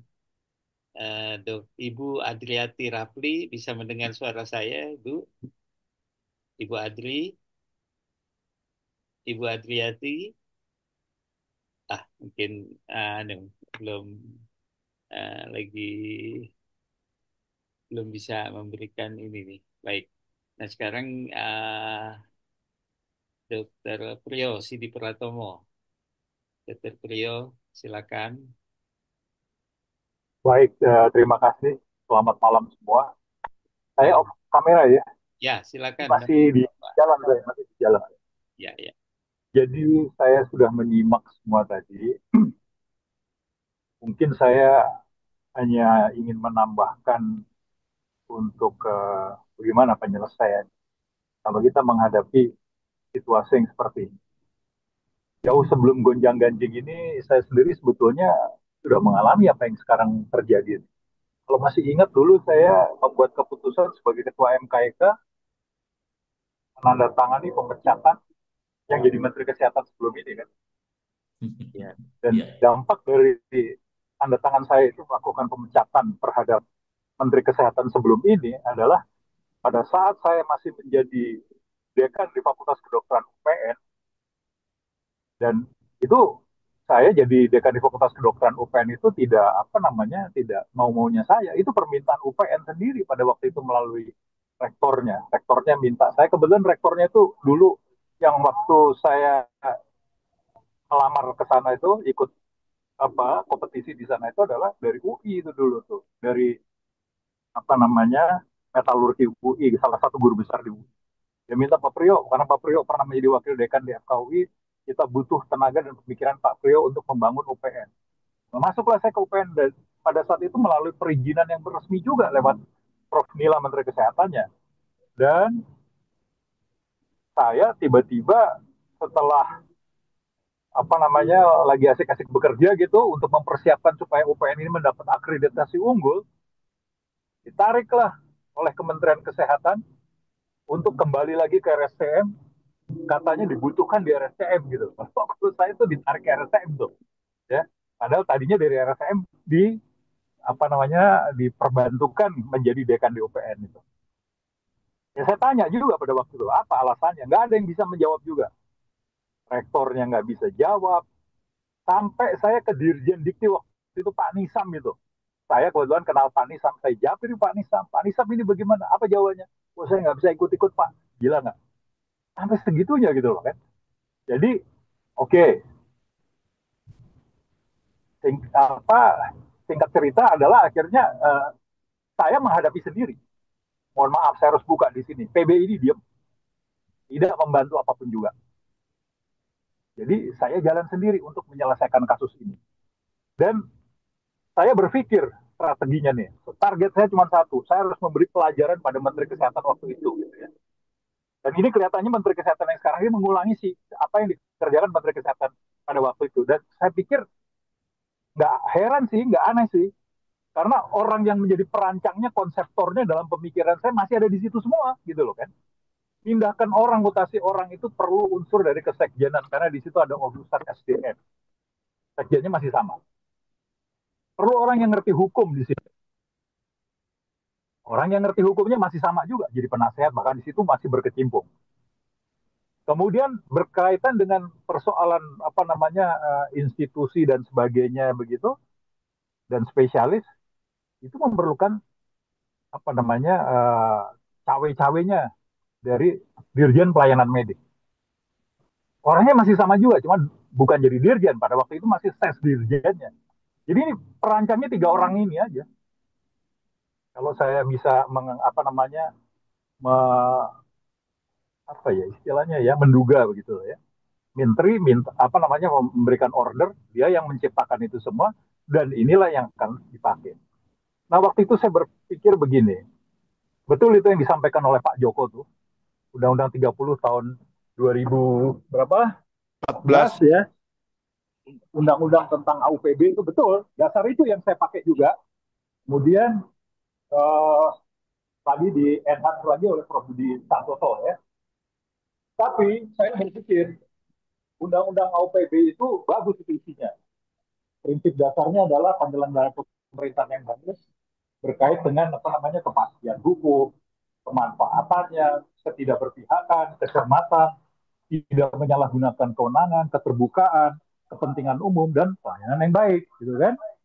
Tapi apa yang terjadi di situ kan itu dilanggar semua sebetulnya. Tadi udah diceritakan kan bagaimana tadi kawan yang dari Jawa Tengah itu berpikir mau bikin apa namanya UKK ya, pediatri sosial untuk menjadikan satu pendidikan program SP2 itu kan ada kriterianya, berapa konsultan yang ada di situ, berapa doktornya, dan itu bubrah semua itu. Jadi di situ apa? Tidak ada kemanfaatannya sama sekali mutasi itu. Jelas itu justru ngawur betul dan itu memang bertentangan Undang-Undang AUPB itu dilanggar. Nah, saya berpikir begini, terserah teman-teman melakukannya gimana. Tapi ini adalah kalau sekarang test case-nya adalah pada organisasi penuh. Dulu saya yang jadi ketua MKK aja tuh didiemin aja itu sama IBI. Nggak ada juga yang bantuin saya jalan sendiri. Sekarang saya nggak mau ini terjadi pada Pimprim. Nggak mau terjadi pada Hikari. Hikari Pimprim itu memperjuangkan IDAI. Menjaga IDAI. Sekarang guru besarnya pada kemana tuh? Jangan dia dikorbankan. Kalau saya dulu udah saya take over lah. Udahlah, saya ketua PB dulu juga pernah. Ketua MKK pernah. Saya ambil itu sendiri.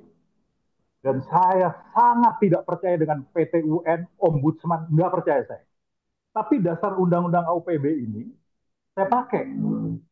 Kebetulan, saya juga dapat terornya gitu loh. Jadi, ada teror, suruhannya Menteri Kesehatan yang lalu gitu ya. Ada, rekamannya masih ada tuh. Yang intinya adalah, Priyo itu harus dicari kesalahannya supaya bisa dibalikkan ke RSCM. Rekamannya saya pegang itu. Dan itu orang yang membantu saya melakukan pemikiran almarhum Pak Arifin Panigoro. Priyo, kamu pegang itu, suatu ketika kamu buka di pengadilan atau buka ke publik itu, biar orang tahu siapa yang nyari gara-gara itu. Itu saya simpan betul, dan itu saya buka memang pada akhirnya. Saya mana dibukanya? Saya buka di Komnas HAM, karena saya nggak percaya dengan PT UN, saya tidak percaya dengan peradilan yang ada di Indonesia, karena saya apa? Saya juga seorang S1, S2, S3. Saya sudah melihat perjalanan hukum di Indonesia seperti apa. Bisa dibeli, sorry, saya harus mengatakannya begitu. Apalagi ini kepentingan pemerintah kan gitu kan. Dan pemerintah itu saya nggak percaya kalau Menkes itu sendiri. Enggak, dia adalah bagian subsistem aja gitu kan. Yang kita hadapin itu adalah lebih dari sekedar Menkes. Menkes punya lagi di bawahnya subordinatnya yang disuruh untuk ini, suruh itu gitu. Jadi saya datang ke Komnas HAM. Saya lapor seorang diri ke Komnas HAM, saya sampaikan ke Komnas HAM tentang apa yang saya alami, ya, dan saya jelaskan ini bertentangan dengan undang-undang yang ada di Indonesia sendiri. Kenapa saya milih Komnas HAM? Saya berpikir begini, Komnas HAM itu punya relasi internasional. Apapun yang dibikin oleh Komnas HAM itu nanti akan dapat tembusannya ke HAM internasional. Dan itu akan sangat berpengaruh kepada citra Republik Indonesia. Dan saya pikir nggak ada cerita, saya harus hadapi ini nih. Dan memang akhirnya oleh Komnas HAM dilakukan apa namanya penilaian dan pemeriksaan dan sebagainya. Saya dapat jawabannya dari Komnas HAM. Salah satu jawabannya itu adalah melaporkan bahwa Menteri Kesehatan ini berbuat sesuatu yang melanggar asas-asas umum pemerintahan yang baik. Itu dikirimkan kepada Presiden juga. Itu saya dapat tembusannya. Dan akhirnya suatu ketika berujung pada pemecatan dia kan. Terlepas dibilang nggak ada kegagalan COVID dan sebagainya, tetapi salah satu dari itu masuk itu. Berikutnya lagi, waktu itu saya mencoba menghubungi FNN yang digawangi oleh Pak Hersy Bonarif. Pak Hersy Bonarif akhirnya telepon saya, "Dok, apa yang bisa saya bantu?" Saya ceritakan sama Pak Hersy Bonarif. Kemudian saya diwawancara oleh Pak Hersy Bonarif. Bahkan rekaman itu saya buka di situ juga. Viral itu akhirnya. Baru di situ terjadi yang namanya justice. Jadi no viral, no justice. Saya tidak meremehkan yang tadi kawan-kawan bilang melalui jalur itu. Tapi saya kadung nggak percaya. Makanya saya ke Komnas HAM saya. Saya nggak mau ke Ombudsman. Bukan dulu saya udah dikasih tau, "Dok, ke Ombudsman, Dok, ke PT UN." No way, saya bilang. Itu buang-buang duit, buang-buang perjalanan, saya bilang gitu. Saya mau yang meledak sekaligus gede, saya bilang gitu. Saya ke Komnas HAM. Jadi saran saya, ini test case buat IDAI. IDAI ini utuh apa enggak?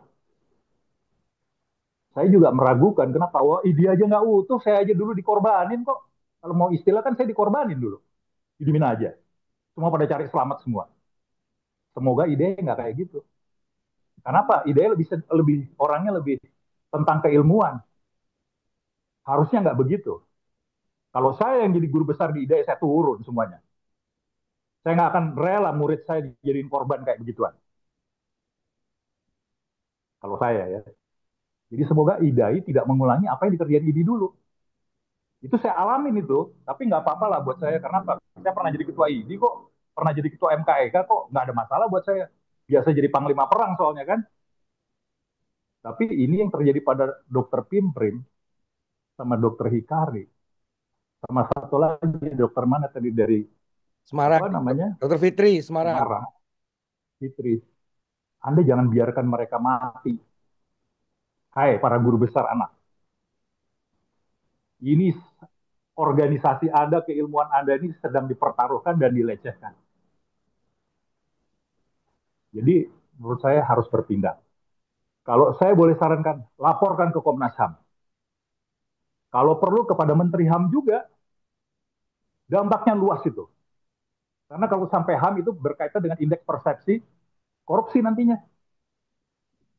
Negara yang melawan bertentangan dengan AUPB itu indikator negara yang korup.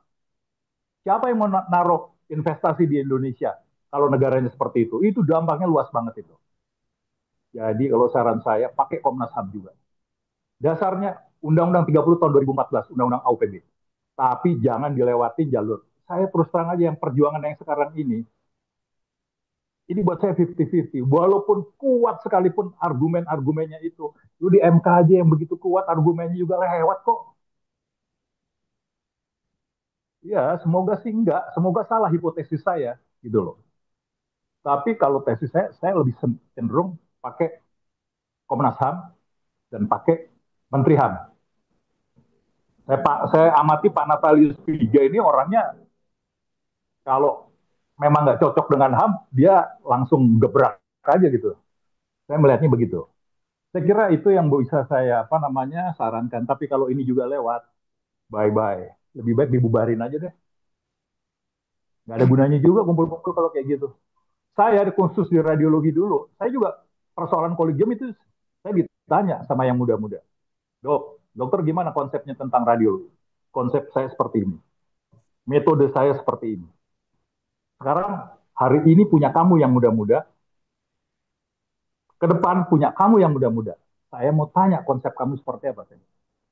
Kita sama tujuannya dok. Cuman kita punya metode beda. Oke, metode kamu apa? Saya tanya begitu.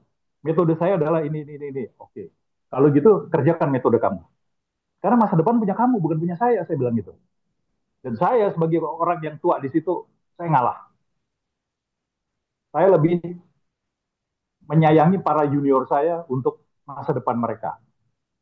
Dan saya percaya ucapan kamu bahwa tujuan kamu adalah tetap sama dengan tujuan saya. Itu strategi yang saya pakai di radiologi dulu. Demikian, terima kasih.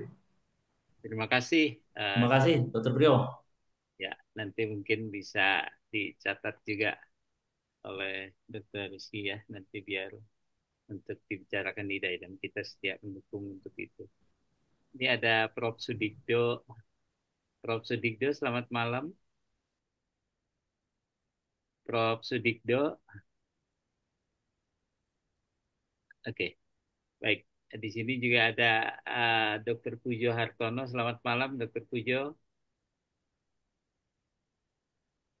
Dr. Pujo bisa mendengar suara saya, dok? Baik, mungkin tapi ini saya sudah bikin co-host beliau. Baik, Dokter Rizky, tanggapannya Ya. bagaimana, dok? Silakan. Ya, yang terakhir ini yang membuat saya semangat nih tadi advisnya, saya bilang advisnya Dokter Priyo ya, karena eh, hal yang juga terpikirkan oleh saya adalah tadi ya, no viral, no justice. Jadi memang harus viral dulu. Bahkan memang saya juga sudah sampaikan kemungkinan-kemungkinan yang ini korban, bukan korban atau apa namanya, korban akan bertambah di IDAI ya. Salah satunya juga saya juga sudah tadi pagi dipanggil juga sama Direktur Rumah Sakit Adam Malik ya. Jadi diajak bincang-bincang. Kebetulan saya dekat akrab sama beliau, tapi memang arahnya memang beliau masih menyampaikan belum ada keputusan apapun, tapi beliau sudah menyampaikan bahwa beliau mendapatkan tekanan dari Dirjen ya untuk memberhentikan saya. Saya bilang waktu itu udah berapa bulan yang lalu juga saya sampaikan. Saya bilang ya kalau saya jadi beban buat abang, kebetulan saya manggil abang sama beliau. Kalau saya jadi beban buat abang, silakan abang berhentikan saya. Tapi mohon maaf, nanti saya lakukan perlawanan ya bang. Saya bilang gitu. Baik-baik saya ngomongnya. Nanti saya melawan ya bang. Saya bilang. Ada dirmednya di situ, direktur mediknya bilang ya udah nanti kau PTWN kan aja. Kebetulan kita di Medan sebenarnya tidak ada persoalan ya, karena hubungan kita sebenarnya secara silaturahmi tidak ada masalah. Tapi memang sudah ada tekanan untuk supaya saya diberhentikan dari Rumah Sakit Adam Malik. Tapi sampai saat ini juga belum ya, masih hanya wacana saja. Dan korban-korban ini yang saya pikir hanya semacam fear saja buat kecemasan buat kita. Tapi perlawanan harus tetap kita lanjutkan. Dan saya sudah sampaikan juga, Dokter Pipin juga sudah menyampaikan. Kita nggak usah takut kehilangan pekerjaan, ya kan? Biar bagaimanapun profesi kita ini yang lebih penting harus kita jaga ya.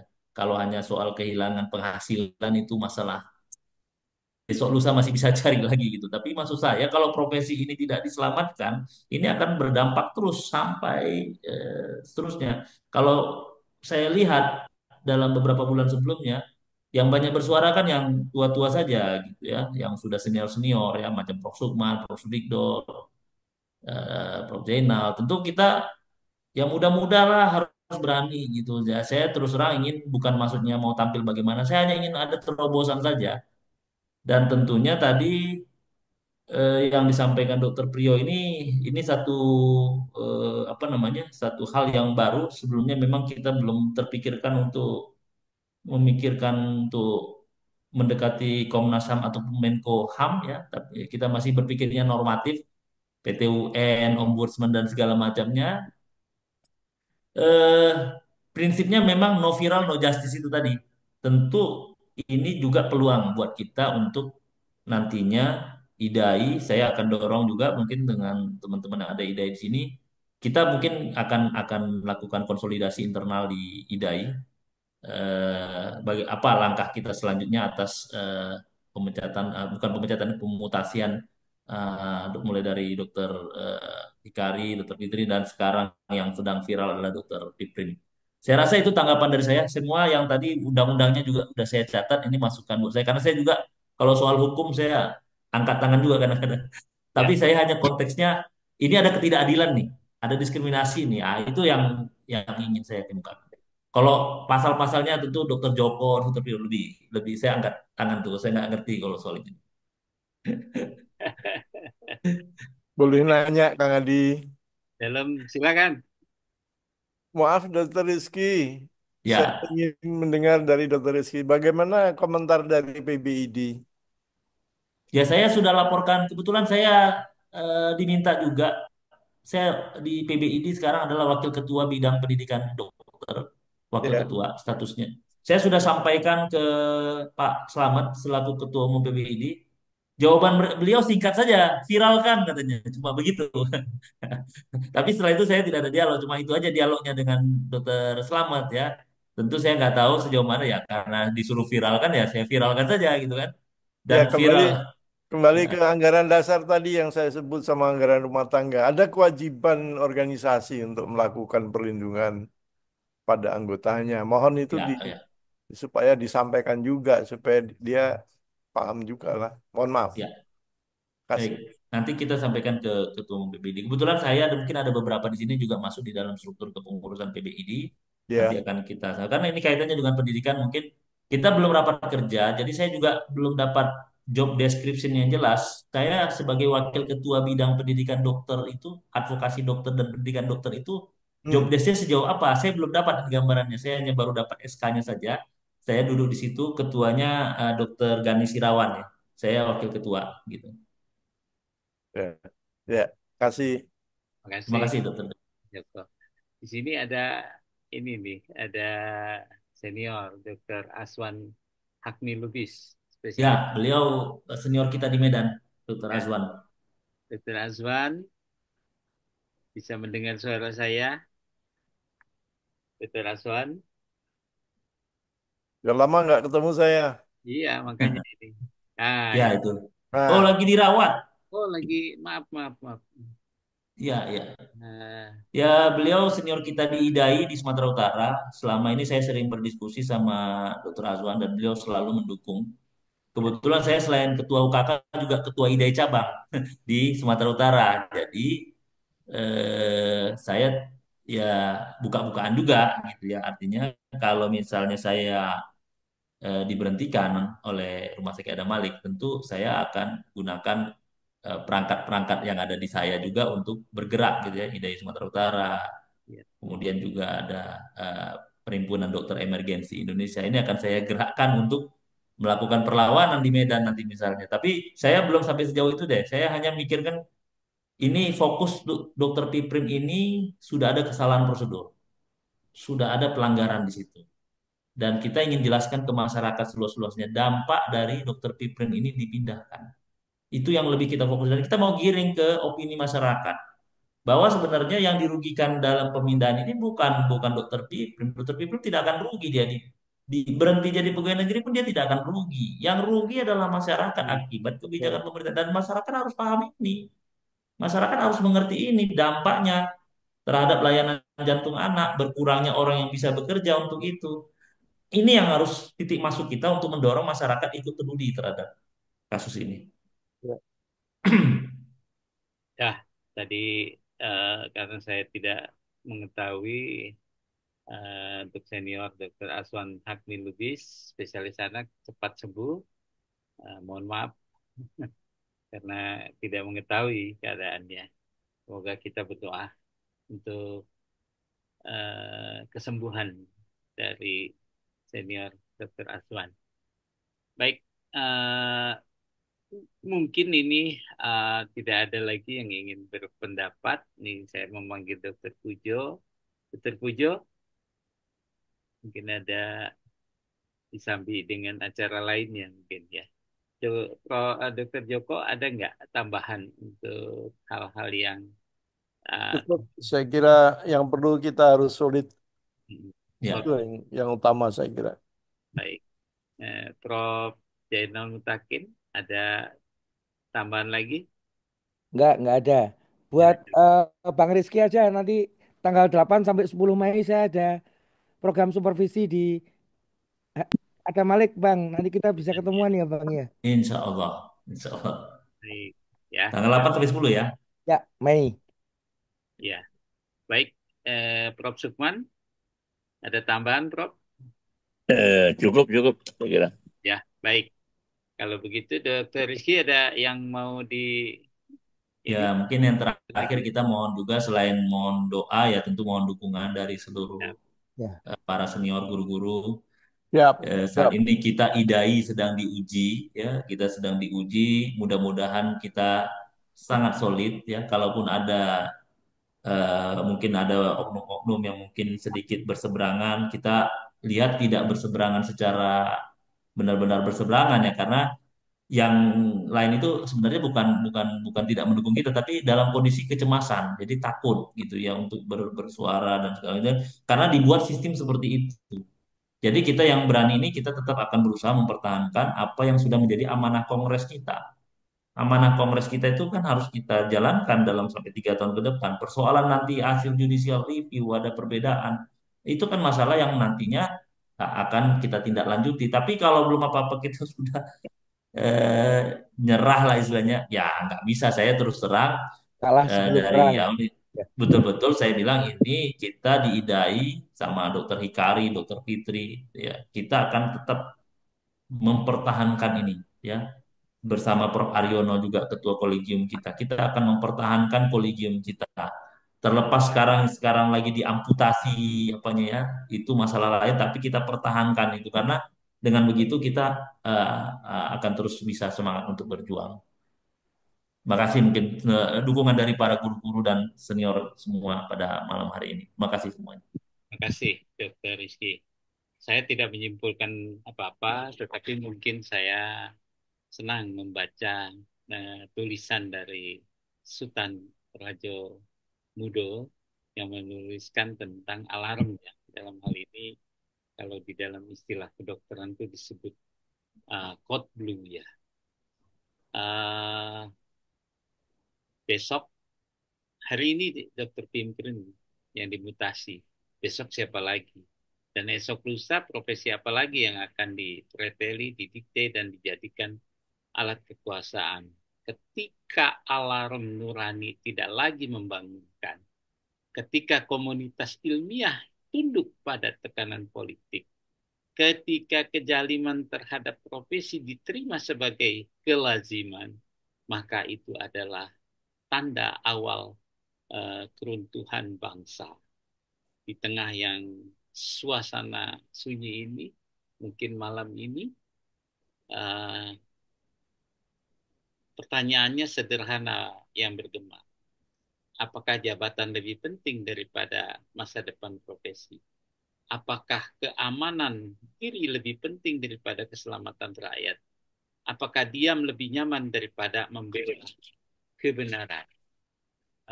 Para senior, sahabat, dan teman-teman, kalau kita ingin melihat sesuatu keindahan, cukup kita lihat sekali saja. Tapi kalau kita ingin melihat kebenaran, lihatlah 2 kali, bahkan tidak cukup dengan melihat 2 kali. Anda tidak akan pernah salah selama kita berpegang pada kebenaran. Karena kebenaran akan selalu mencari jalan untuk mengungkapkan siapa dirinya. Demikianlah penutup dari saya sebagai host. Mungkin ada sesuatu yang tidak sempurna, mungkin juga tadi maaf ada gangguan-gangguan yang harusnya tidak perlu terjadi karena kita mengungkapkan kebenaran. Tapi ini memang demikianlah adanya.